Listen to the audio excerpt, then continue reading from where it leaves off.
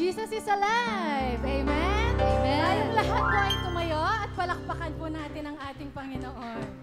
Ngayong umaga ay sama-sama tayong aawit at magpupuri sa ating Diyos na buhay.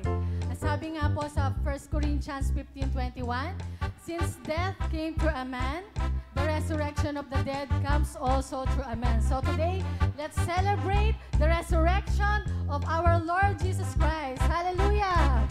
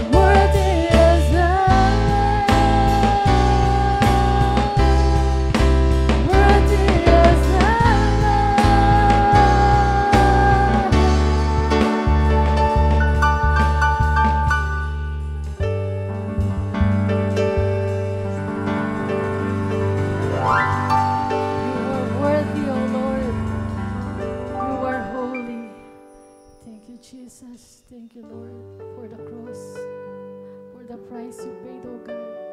Salamat, Panginoon, sa iyong dakilang pag-ibig. Thank you, Jesus, for the shedding of your precious blood to redeem us from all our sins. Indeed, O Lord, you are worthy to be praised, to be magnified. You are holy.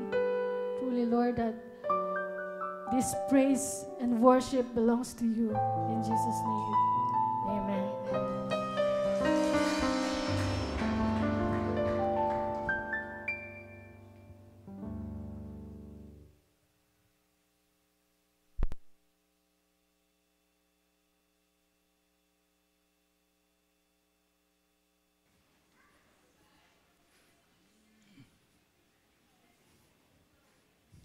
Thank you.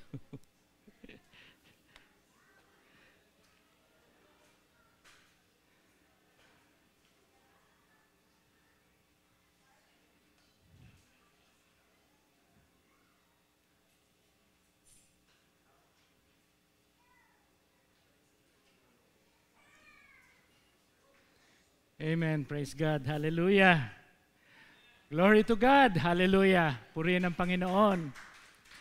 Jesus is alive. Amen. Amen. Tayo nagpapasalamat sapagkat alam natin na ang ating Panginoong Jesus ay buhay. Nabuhay. Nabuhay. Amen ba? Amen. So, praise God. So, ang mensahe ng ating Panginoon Diyos ay patungkol sa ating Panginoong Jesus na nabuhay na maguli. Jesus has risen. At inaanyayahan ko po ang bawat isa na tumayo sa pagbasa ng banal na salita. Ito po ay hinalaw sa New King James Version sa Luke chapter 24 verse 1 and 6. Pakisamahan po ako sa pagbasa ng banal na salita. Okay? On the first day of the week, very early in the morning, the women took the spices they had prepared and went to the tomb. They found a stone rolled away from the tomb. But when they entered, they did not find the body of the Lord Jesus. While they were wondering about this, suddenly 2 men in clothes that gleamed like lightning stood beside them. In their fright, the women bowed down with their faces to the ground, but the men said to them, "Why do you look for the living among the dead? He is not here. He has risen. Remember how he told you while he was still with you in Galilee." Manalangin po tayo. Panginoon, maraming salamat sa pagpapala mo ng iyong banal na salita. Maraming salamat, Panginoon, as you gathered us in this place once more, O Father God, to celebrate this Easter Sunday, O Lord God. Maraming salamat po, Panginoon, sapagkat kayo po ay buhay, Panginoong Jesus ay buhay, at patuloy na sa aming pag-aaral ng iyong salita, Panginoon, sa tulong ng banal na Espiritu, tulungan kami at maunawaan namin ang sustansya ng inyong banal na salita. Maraming salamat at sa inyo po namin binabalik ang mataas na papuri at pagsamba sa makapangyarihang pangalan ng aming Panginoong Jesucristo. Ang lahat ay magsasabi ng Amen and Amen. Maraming salamat po at tayo po ay pwede nang umupo. Okay. So, ang mensahe ng ating Panginoon sa oras na ito ay patungkol sa ating Panginoong Jesucristo na nabuhay na maguli. Ito pong binasa natin ay hinalaw po natin ito sa New King James Version. Okay.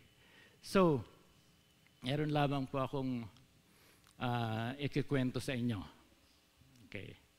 So, sa South Carolina, sa Department of Social Services, nagpadala ng sulat sa mga member ng social services.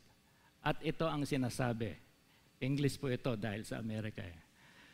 Your food stamps will be stopped effective immediately because we receive notice that you pass away. May God bless you. You may reapply if there is a change in your circumstances. Naunawaan niyo po itong kwento na to. Hindi nyo naunawaan. Kung hindi nyo naunawaan, ipapaliwanag po natin. Okay. So, ito pong social services sa South Carolina ay nagpadala ng liham para i-notify yung mga patay. Sabi dito, effective immediately because we receive notice that you pass away.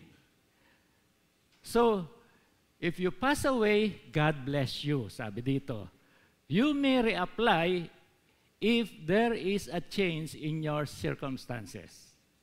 Kung halimbawa, may pagbabago sa circumstances nyo, ay pwede kayong ulit mag-reapply. Ang pinadala niya ng sulat dito ay yung mga patay na nabubuhay. Okay, sapagkat kadalasan ito rin ang nangyayari dito sa atin na sa oras ng botohan, ang mga patay ay nabubuhay. Ito ay pinadalhan ng sulat at sinabing sa mga patay, kung kayo ay gustong mag-reapply ulit, kung may pagbabago sa inyong circumstances, pwede ulit kayong mag-reapply. Okay, so we're talking about here yung patay. Okay, so kung titingnan po natin, Christmas is past already, New Year, at ngayon, Easter Sunday. So ito yung mga mahalagang Christian celebration na medyo meaningful sa atin. So, dito sa ating celebration na Easter Sunday, okay, tingnan muna po natin kung ano ang ibig sabihin ng Easter Sunday. Easter Sunday is the day we celebrate the resurrection of Jesus Christ, the Son of God, after being crucified, died, and rose after 3 days. So, ito yung ating sineselebrate. Actually, yung ating celebration nito, this is only a reminiscence.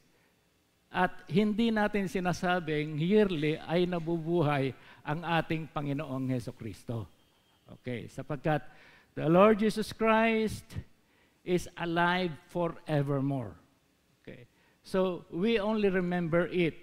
At sa Easter Sunday, okay, kung titingnan po natin, no, na yung unang mga mananampalataya, okay, ay naging meaningful sa kanila yung tinatawag na resurrection ng ating Panginoon.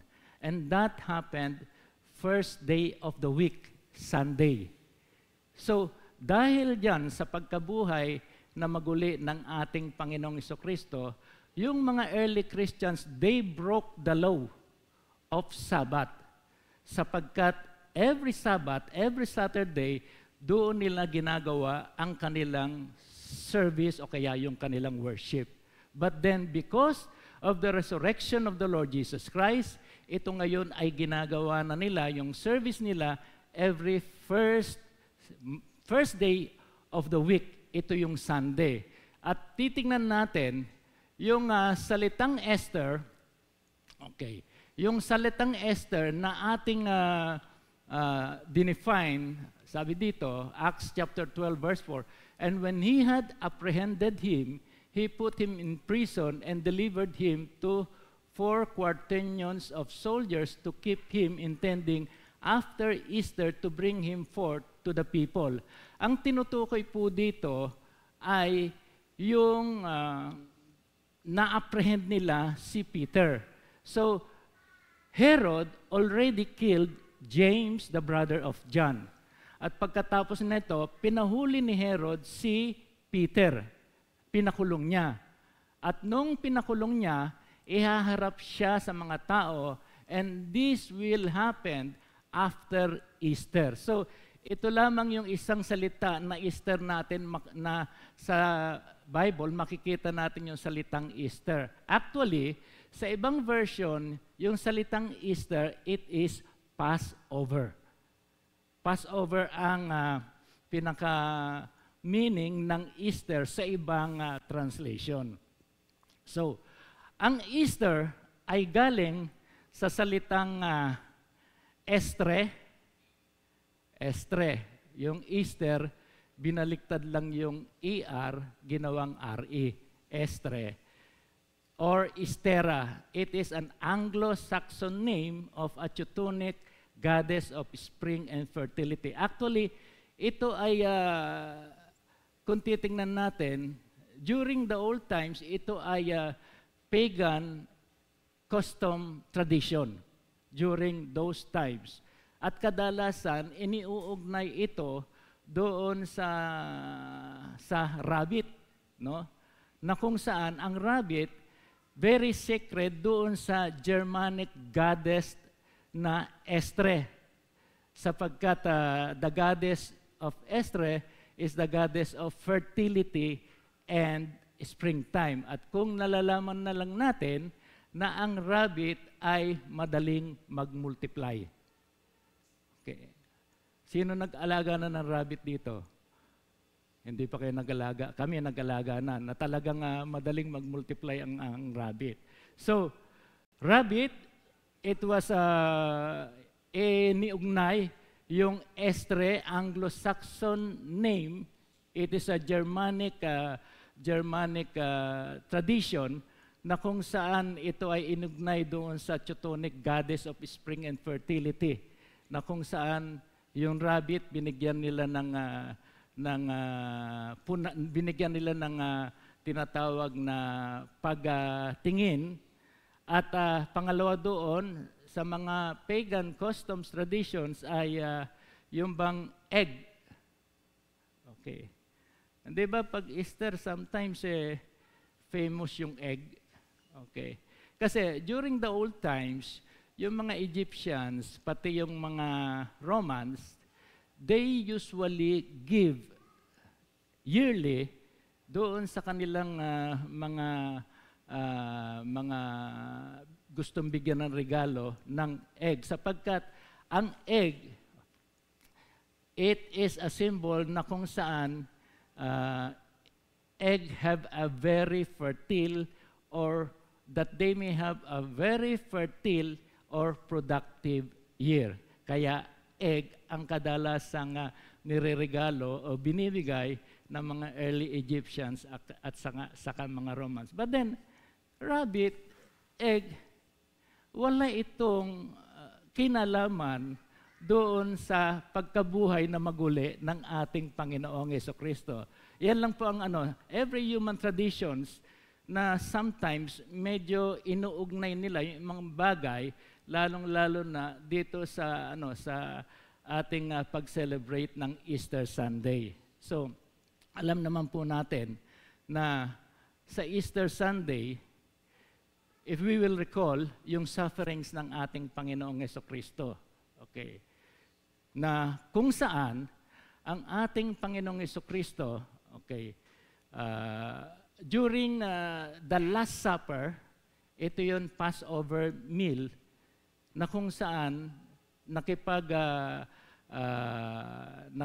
yung ginagawa natin, nagkakaroon tayo ng Holy Communion. The Lord Jesus initiated yung breaking of the bread and drinking of the wine. So, pagkatapos nyon, ang ating Panginoong Jesucristo pumunta doon sa Garden of Gethsemane and He prayed. Okay. At doon sa kanyang pananalangin, actually kasama niya yung inner circle niya Peter, John, and James Okay. So, sabi ng ating Panginoon, watch ye therefore and pray. Kinakailangan manalangin. Nung nanalangin ng ating Panginoong Jesucristo, sabi sa Luke chapter 22 verse 44, ang ating Panginoong Jesucristo nanalangin na merong dugo na tumutulo na sweat sa Kanya. So, it might be yung capillary veins ng ating Panginoong Jesucristo because His river at nandoon yung pressure, may pumutok na ugat, kung kaya't parang meron dugo na lumabas sa kanyang pananalangin. So makikita natin yung pressure, intense pressure ng pananalangin ng ating Panginoong Jesucristo na sinasabi ng ating Panginoong Jesucristo sa kanyang pananalangin, Lord God, God the Father, let this cup pass over me. This is the cup of suffering. Na kung saan, alam ng Panginoong Jesucristo yung mangyayari sa kanya. He will be killed and He will be murdered. So, even before, sinasabi na ng ating Panginoong Jesucristo niya, ngunit, bakit niya sinabing, let this cup pass over me? Takot ba siyang mamatay? Hindi siya natatakot mamatay. Sapagkat alam niya na talagang papatayin siya. Natatakot siya because of one thing. One thing, because of His separation sa ating Diyos Ama sa langit. Yun ang kinatatakot niya at yun ang ayaw niya na mangyari. Ngunit wala siyang magagawa kung kaya't ang sabi niya, let this cup of suffering pass over me, not my will, but your will be done. And He was arrested. Nung siya ay in-arrest, tama-tama, nandoon na yung kanyang mga kalbaryo. Sufferings, tapos yung pagpasan sa krus, He was crucified, and after this, He died. Totoong namatay ang ating Panginoong Jesucristo. Actually, yung body niya, hiningi ni Joseph of Arimathea kay Pilate, kasama niya si Nicodemus. At idinala doon sa tomb, at doon sa tomb, nilagyan ng spices nila Nicodemus at ni Joseph ang ating Panginoong Jesucristo. At doon sa tomb, nakalaid yung katawan ng ating Panginoong Jesucristo. He was laid dead, ating Panginoong Jesucristo. So, ito ang pinakamahalagang parte. Discovering the empty tomb was the greatest discovery in human history. Okay. At kung titignan natin yung ating unang punto na dapat malaman, the revelation of Jesus Christ's resurrection. Dito na-reveal yung resurrection ng ating Panginoon Jesucristo, wherein the empty tomb was discovered where His dead body was laid on. Okay. So, ang katawan ng ating Panginoong Jesucristo ay wala at hindi nakita doon sa loob ng tomb.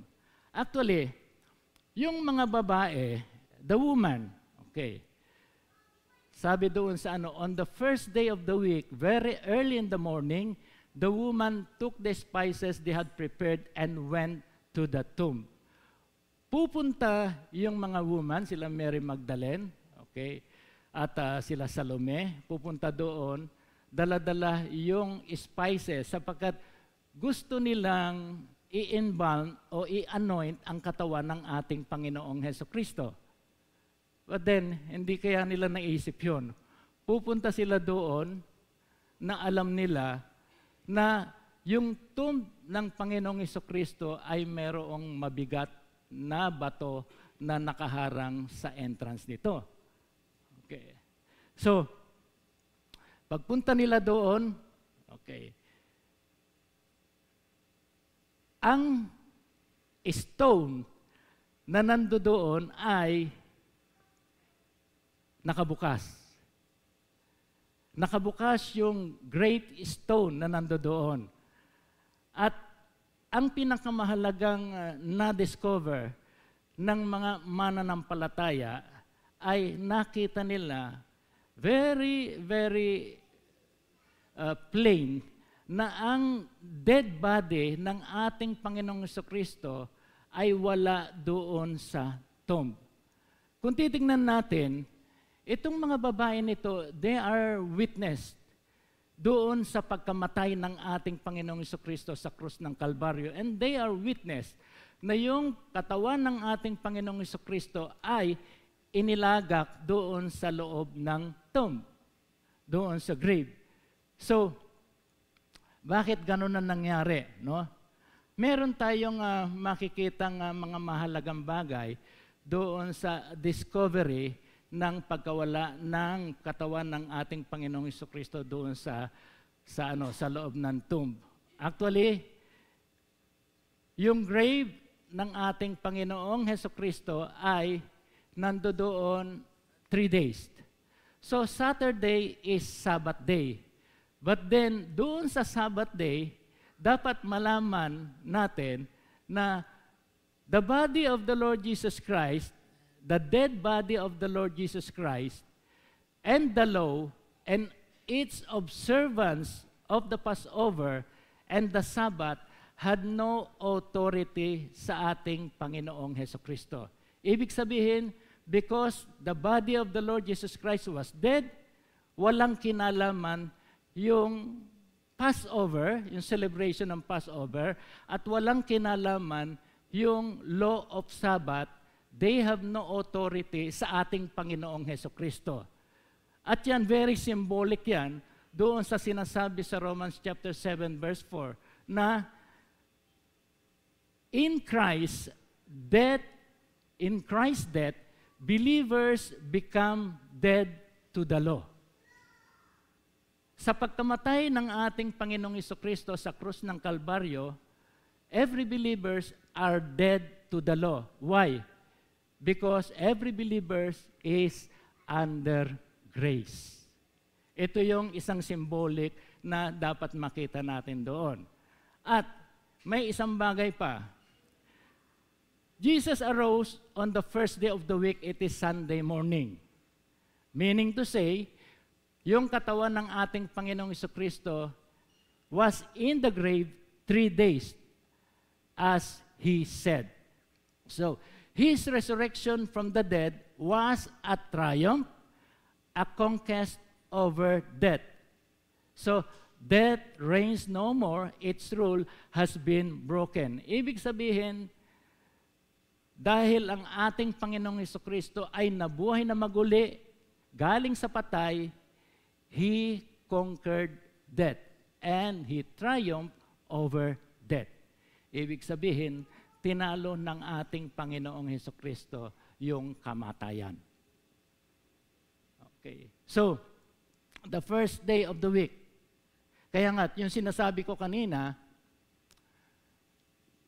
sa Acts 20 verse 7, and upon the first day of the week, when the disciples came together to break bread, Paul preached unto them, ready to depart on the morrow, and continued his speech until midnight. So, because of the resurrection of the Lord Jesus Christ, on the first day of the week, ang mga mananampalataya noon ay natuto ng mag-worship every Sunday.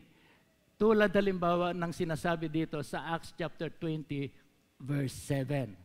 So, yun nangyaring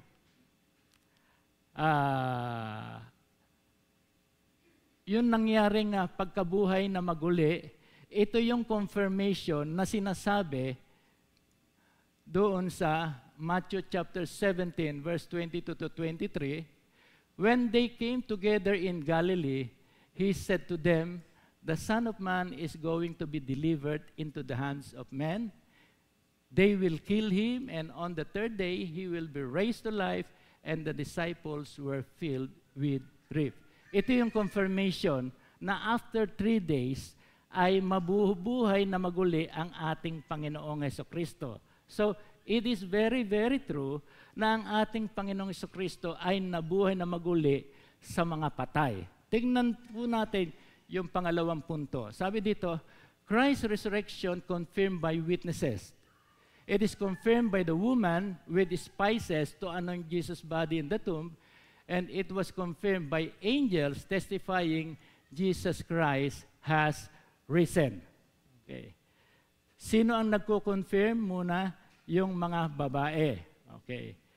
Yung actual death, yung procession, and everything ay nakita ng mga babaeng ito, ng mga mananampalataya na nangyari sa ating Panginoong Hesukristo.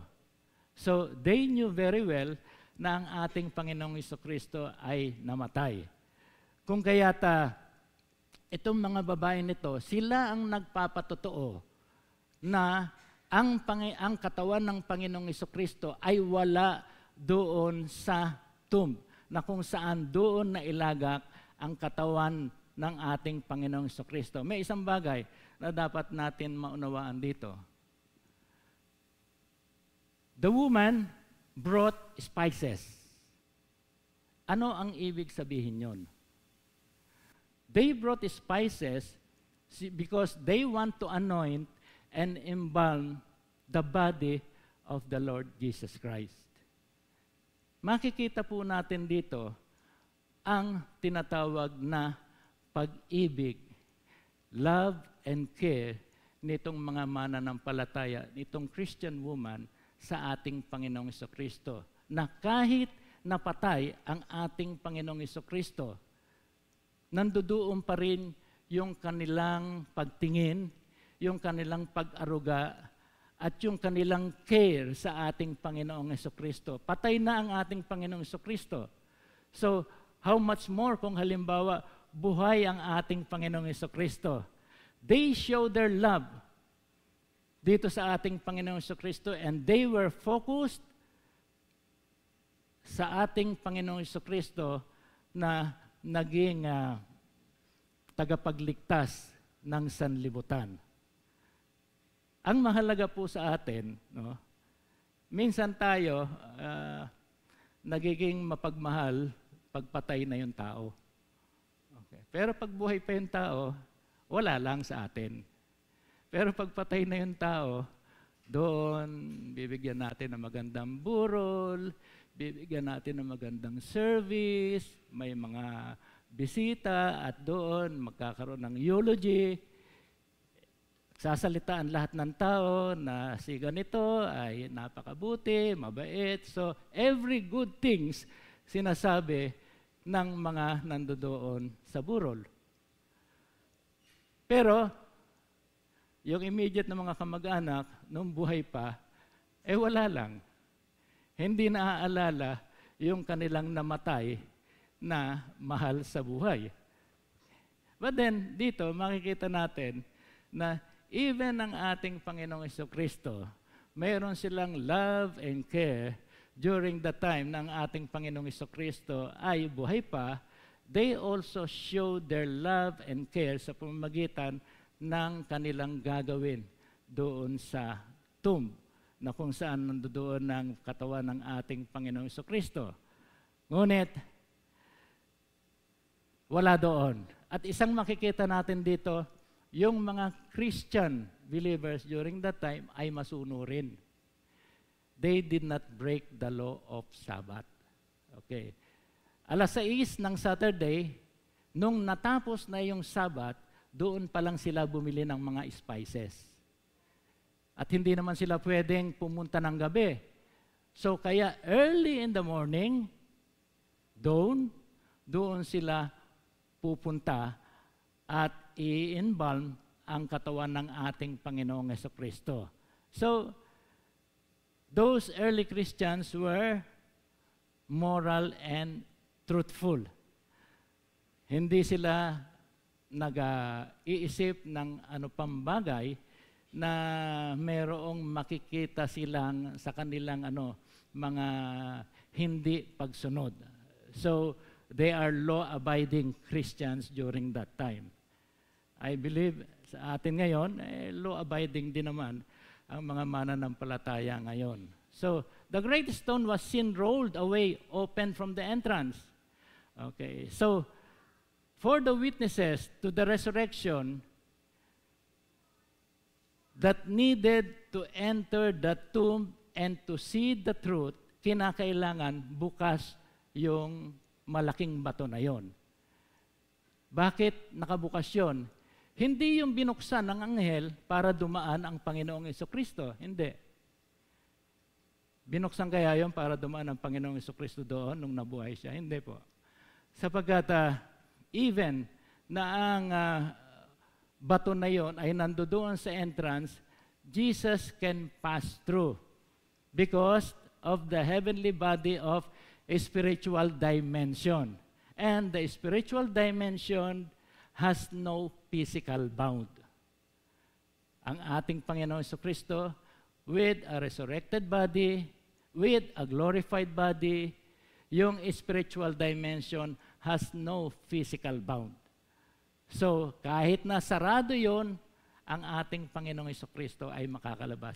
Binuksan lang yon ng mga anghel para sa mga magwi-witness. Yung pupunta sa loob at makikita nila, wala na pala ang Panginoong Jesucristo. So, ganun na nangyari sa mga babae. So, the appearance of the angels, they confirm that the body of the Lord Jesus Christ was not there. The angel saying to the woman, sabi doon sa verse 7, the Son of Man must be delivered over to the hands of sinners, be crucified on the third day, be raised again. Then they remember His words. Doon lang naalala ng mga babae yung nasabi sa kanila ng ating Panginoong Jesucristo. Kung kaya't itong mga angels, they are also witness. Sabi doon sa Matthew 28 verse 2 and 3, there was a violent earthquake, for an angel of the Lord came down from heaven and going to the tomb, rolled back the stone and sat on it. His appearance was like lightning and his clothes were white as snow. Okay. Sa tingin nyo kaya, pag pumunta doon yung mga babae, kaya nilang itulak yung great stone na yon para mabuksan? Palagay ko po hindi. Kahit na rin yung mga gwardiya, siguro, yung mga gwardiya nagtulong-tulong rin para isarado yung tomb na yon. So, ang nagbukas lang yon, anghel lang. Simpleng-simple na binuksan lang ng anghel. At ang anghel din ang nagte-testify na sinasabi doon sa mga babae na, why do you look for the living among the dead? So, na-rebuke pa yung mga babae. Bakit nyo hinahanap ang buhay sa mga patay? Wala na dyan ang Panginoong Jesucristo. So, yung mga babae, na-rebuke pa sila ng mga anghel. So, dahil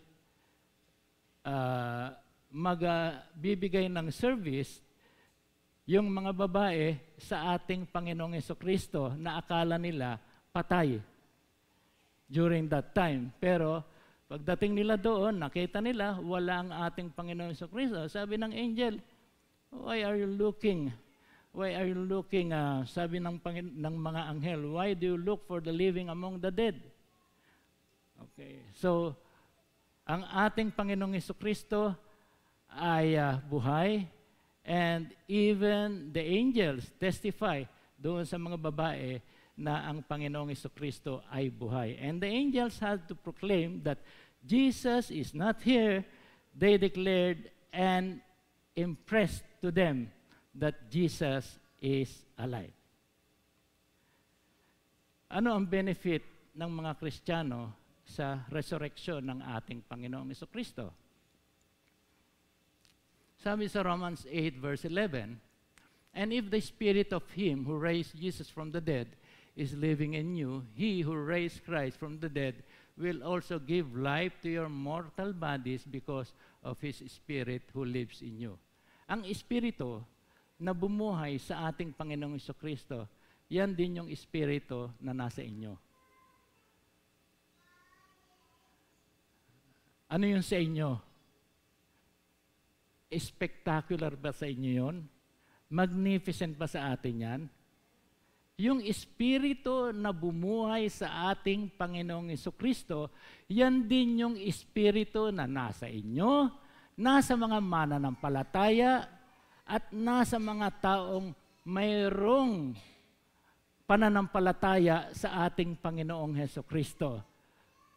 At kung titingnan po natin dito, yung Trinity. Nakikita niyo po yung Trinity dito? And if the Spirit of Him who raised Jesus, okay, ang ating Panginoon Jesucristo, He raised Himself up from the dead, is living in you. He who raised Christ from the dead, sino yun He? Ang Diyos Ama sa langit. will also give life to your mortal bodies because of His Spirit who lives in you. Ano yung Spirit na nananahan sa atin? It was the Holy Spirit. So, ang pagkabuhay na maguli ng ating Panginoon Jesucristo, it is the work of the Trinity. Sabi ng French philosopher na si Albert Camus, once said, I would rather live my life as if there is a God and die to find out there isn't, than live as if there isn't a God and to die to find out that there is. Ano ang ibig sabihin yon? Minsan, sabi dito, mas mabuti pa raw na tayo ay maniwala na may Diyos na kahit pag namatay tayo, walang Diyos, okay lang. Pero mas mahirap yung hindi tayo naniniwala sa Diyos, tapos nung namatay tayo, nalaman natin, mayroon palang Diyos. So, mas mabuti, and even sa atin, mga mananampalataya, it is a mandate sa atin na talagang bilang Kristiyano ay alam natin na mayroong tunay na Diyos. So, ang mga bagay-bagay na dapat natin makita dito sa resurrection ng ating Panginoong Jesucristo. Tingnan po natin yung mga punto, no? Doon sa resurrection ng ating Panginoong Jesucristo, ano ba ang epekto nito sa atin? Kung halimbawa ang Panginoong Jesucristo hindi nabuhay na maguli, ano ang epekto nito sa atin? At kung totoo naman na ang ating Panginoong Jesucristo ay nabuhay na maguli, ano ang benepisyo natin? Consider two things. What will be the effect? If Christ was not raised or has not risen, and Christian believe that Christ was raised up and has risen. Bagkus totoo naman talaga na ang ating Panginoong Jesucristo ay nabuhay na maguli. He resurrected.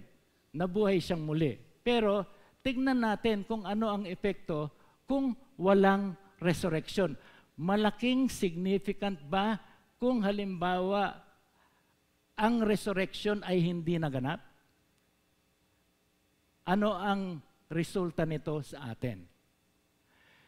If Christ was not raised or has not risen,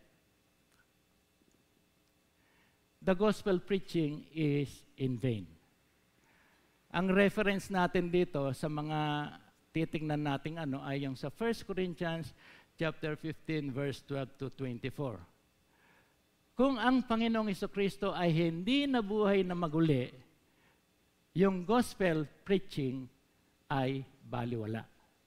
Si Brother Bong tayo ng tayo dito sa harap, ang mga pastor tumatayo sa harap, preach ng preach, pero empty naman, futile naman, at baliwala naman yung sinasabi ng mga nangangaral. Bakit? If there is no resurrection. So, ang laking bagay po nito na dapat nating maunawaan. Kung hindi nabuhay na maguli ang Panginoong Jesucristo, baliwala yung mga pangangaral. Yung gospel preaching ay baliwala. The preaching of the gospel is empty, meaningless, nothing more than a fairy tale, ay story of fiction. Ibig sabihin, fiction lang yung sinasabi ng mga nangangaral dito sa pulpito, sa harapan ng pulpito. So, kung ganun po ang nangyayari, if the Lord Jesus Christ is not risen, useless lang yung ginagawa ko. Nagsasayang lang ako ng laway dito. Sayang lang yung oras ninyo. Supposed to be, dapat meron kayong gagawin sa bahay. Sayang lang yung oras ko na nandito. Salita ako ng salita, wala naman kapangyarihan yung aking sinasabi. So, lahat ay walang meaning. So makikita po natin yung kahalagahan ng resurrection ng ating Panginoong Hesukristo. Isang bagay pa rito, Christian faith is vain. Okay, ibig sabihin, baliwala yung pagiging Kristiyano natin. At ang pinakamasama pa niyan, if there is no resurrection, Christ's own testimony was untrue. Hindi makatotohanan yung mga preaching, yung mga teaching, at yung testimony ng ating Panginoong Hesukristo. If there is no resurrection. Okay. Sabi pa ng Panginoon, I will rise again. I will destroy this temple. In 3 days, I will raise it up. Ngunit, kung hindi siya nabuhay na maguli, everything is failed. Okay. How could be Jesus the resurrection and the life? But praise God. Praise God. Ang ating Panginoong Hesukristo ay nabuhay na maguli. Kung kaya't ang ating pagiging Kristiyano ay totoo, we have a true Christian faith at tunay na tunay ang ating pananampalataya sa ating Panginoong Hesukristo. If the Lord Jesus Christ was not raised from the dead, then we have a false faith. Yung ating faith ay false, hindi totoo. If the Lord is not risen, the apostles were false witnesses. Ang ating Panginoong Hesukristo ay mga bulaan. Mga bulaan sa kanilang mga tinetestify sa kanilang wini-witness. Ngayon, sabi din, they were fake, deliberate liars, they were deceivers, and frauds. So, ang mangyayari nyon, yung Christian church will be a gigantic fraud. Ibig sabihin, ang church ng mga Kristiyano ay deceiver at ito ay pandaraya lamang kung walang resurrection. So nakikita po natin no, epekto no, kung walang resurrection. Sabi dito, we are still in our sins and perish at death. Hindi ba, sa pagkabuhay na maguli ng ating Panginoong Hesukristo, every one of us received salvation. Tayo ay nakatanggap ng kaligtasan. At yung kaligtasan na yan, yan ang magdadala sa atin doon sa kaharian ng ating Panginoon Diyos. But then, if the Lord Jesus Christ was not raised, nandoon pa rin tayo sa ating kasalanan at pag tayo ay nasa kasalanan pa, alam po natin that we will perish. Yung atonement sa ating mga kasalanan ay walang benepisyo if the Lord Jesus Christ was not raised. We who believe in immortality have been living in a false paradise. Ibig sabihin, yung paradise na sinasabi sa atin, ito pala ay hindi totoo. If the Lord Jesus Christ was not raised from the dead. Ito ang pinakamasaklap. Christian are to be pitied. Kawawa naman po ang mga Kristiyano. Okay. So parang tayo, mga Kristiyano, ay natutulad din doon sa mga taong meron ibang klaseng pananampalataya na kung saan ang kanilang pinaniniwalaan ay patay at ito ay nananatiling patay. But praise God, ang ating Panginoong Hesukristo once na namatay, pero siya ay nabuhay na maguli. Amen ba tayo doon? Amen. So, tingnan naman natin, if Christ was raised up and has risen,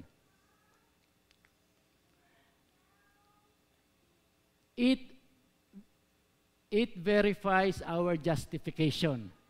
Ibig sabihin, totoo na tayo ay pinalaya na sa ating mga kasalanan. Yung death ng ating Panginoong Kristo has paid the price. His resurrection was the evidence that God had accepted the price paid for our redemption. Ibig sabihin, tayo ay totoong nilinis sa ating mga kasalanan. We are justified. We have been sa ating Panginoon Diyos, we have been as if we do not have sin because we repented sa ating mga kasalanan. And the atonement of sin made by the Lord Jesus Christ is true. He paid the penalty for all our sins. Lahat ng kasalanan ng sanlibutan. We have been justified doon sa pagkabuhay na maguli at doon sa ginawa ng ating Panginoong Jesucristo doon sa krus ng Kalbaryo. Sabi doon sa Romans chapter 4 verse 25, He was delivered over to death for our sins and was raised to life for our justification. Pangalawa, it demonstrates the power available to the Christians. Okay. Yung kapangyarihan, the surging resurrection power na ipinagkaloob sa mga mananampalataya. Yung pong sinasabi natin sa Romans chapter 8 verse 11 na kung saan the spirit of Him who raised Jesus from the dead is living in you. He who raised Christ from the dead will also give life to your mortal bodies because of His Spirit who lives in you. At ang isang pinakamaganda pa, yun sa Ephesians 3 verse 20 na sinasabi, Now to Him who is able to do immeasurably more than all we ask or imagine, according to His power that is at work within us. Ito po yung kapangyarihan ng ating Panginoong Hesukristo na kumikilo sa buhay po natin because of His resurrection. Gospel preaching is not in vain. Yung ating pangangaral, yung ating pag-share ng salita ng Panginoon ay makatotohanan at ito ay buhay. Yung salita na ating pinipreach ay buhay po. At ang salita ng ating Panginoong Jesucristo na atin pong pinangangaral, ito po ay magsisilbing transformation sa buhay ng isang tao. Okay. Kung kaya't yung gospel preaching, ito po ay malaki ang magagawa doon sa mga taong hindi pa nakakakilala sa ating Panginoong Hesukristo. Yung gospel preaching will be reach out for every lost souls, and there will be power because there will be transformation na magaganap sa isang tao.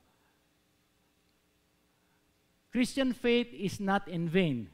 So, yung ating pagiging Kristiyano ay hindi baliwala. And it is really true that because Christ is in us, tayo ay naging Kristiyano. We are not trusting a dead Savior, but one who is the resurrection and life. It is no vain thing to trust in the living Lord, who had the power to lay down His life and to take it again.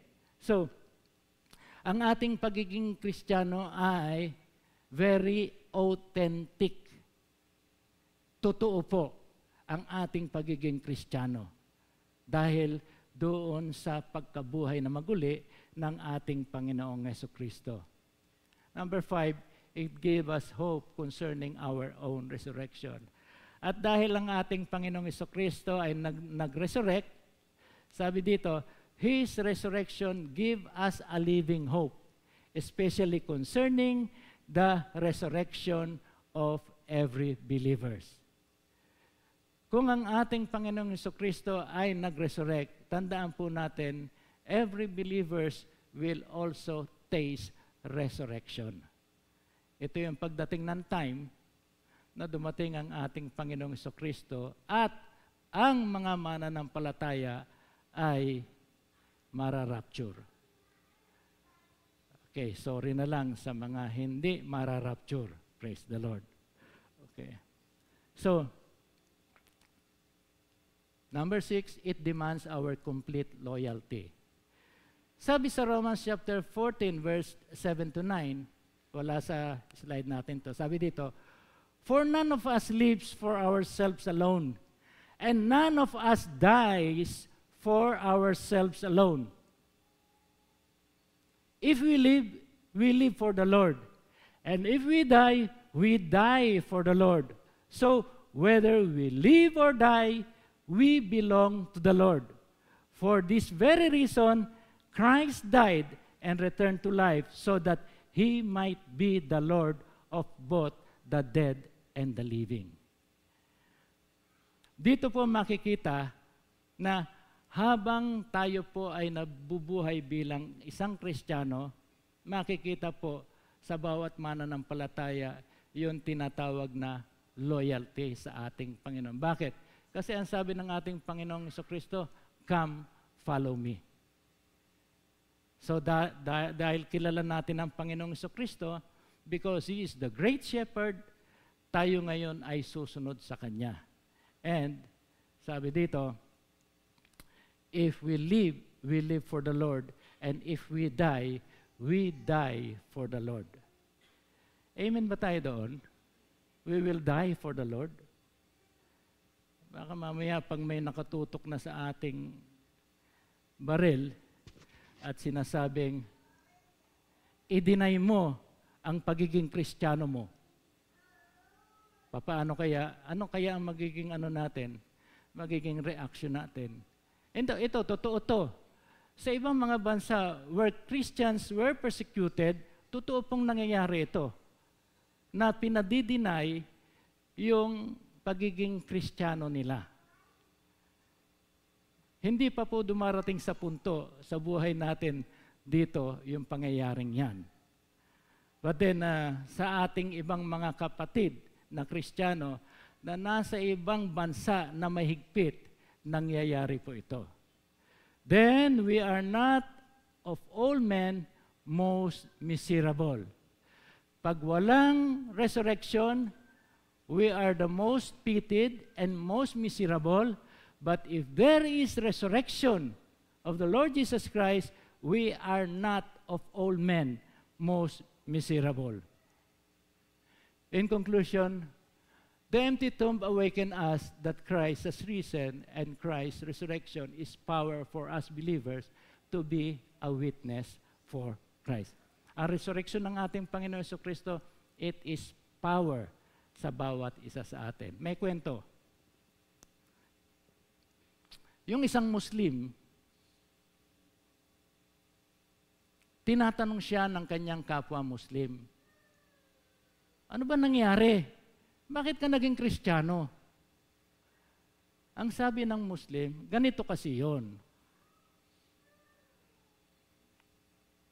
Kung halimbawa, ikaw maghahanap ka ng lugar na nasa isang lugar ka, dumadaan ka doon, naglalakad ka, at pagkatapos, pagdating doon sa dulo, nagsanga yung daan. Okay.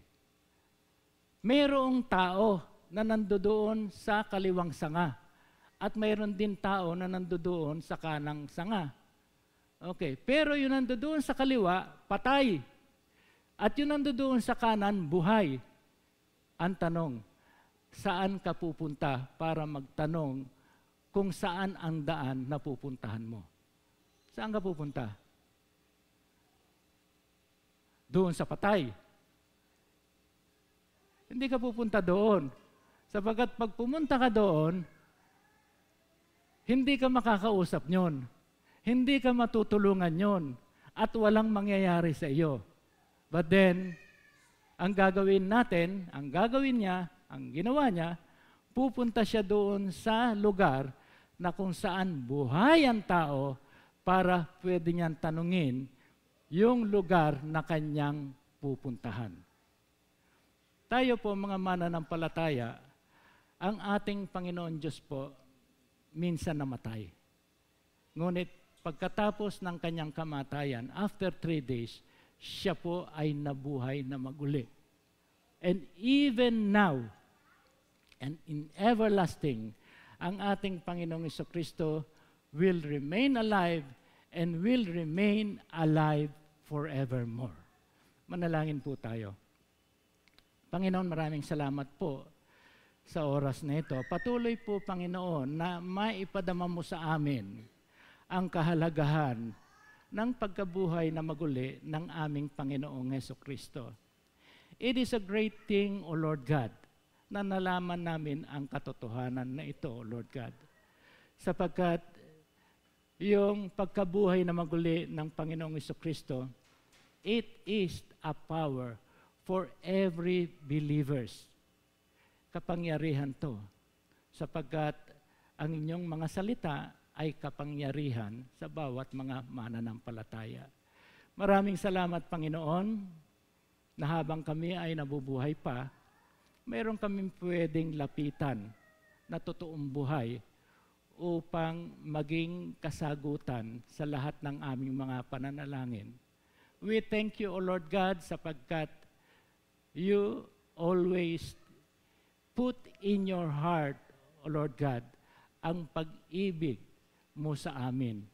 Maraming salamat as you love us, O Lord God, and because of the resurrection of the Lord Jesus Christ, mananatili po, Panginoon, ang loyalty ng mga bawat mananampalataya as we will always remain in your words, Father God, and truly indeed, O Lord God, na kayo po, Panginoon, ang mananatili sa puso ng bawat isa.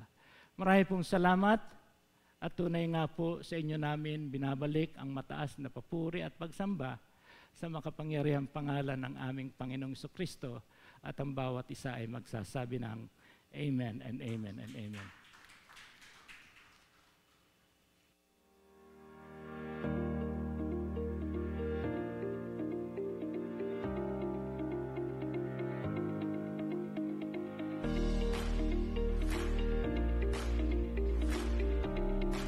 Amen. Ngayon naman po ay dadako tayo sa ating tithes and offering. Sabi po sa 2 Corinthians 9:7, each of you should give what you have decided in your heart to give, not reluctantly or under compulsion, for God loves a cheerful giver. So this verse teaches us kung ano dapat yung kondisyon ng puso natin or yung attitude natin kapag nagbibigay tayo ng ating tithes and offering. So sabi nga po dito, we should give what we have decided in our heart, not reluctantly or and under compulsion. For our Lord God loves a cheerful giver. Amen. So, ang ating Panginoong Jesus po, binigay niya po yung buhay niya to redeem us from our sins. Amen po ba? So, yung giving our tithes and offering, isa po yan sa mga pamamaraan para mag-give back po tayo sa ating Panginoon. Dahil po lahat po ng kinakaloob natin ay binibigay po natin, ay ginagamit po yan sa gawain ng Panginoon. At yung mga gawain po yun, layunin po nun ay to share Jesus and our salvation. So, nandito po yung box. Let's give with a cheerful heart po.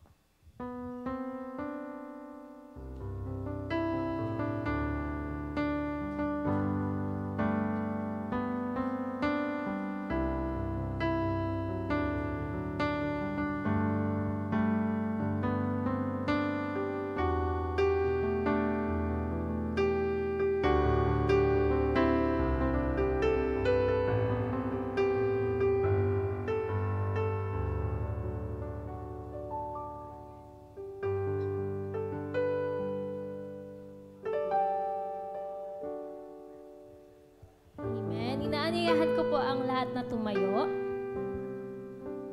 At ipanalangin po natin ang tithes and offering. Yes, Lord God in heaven, patuloy po kaming nagpupuri, sumasamba sa inyong pangalan. At nagpapasalamat nga po kami, Lord God, sa pagkakataon na ito, Lord God, na may bibigay po namin ang aming tithes and offering, na magbibigay po kami pabalik sa inyo, Panginoon. At dalangin nga po namin, Panginoon, na ang mga kaloob na ito ay magamit po, Lord God, sa inyong mga gawain.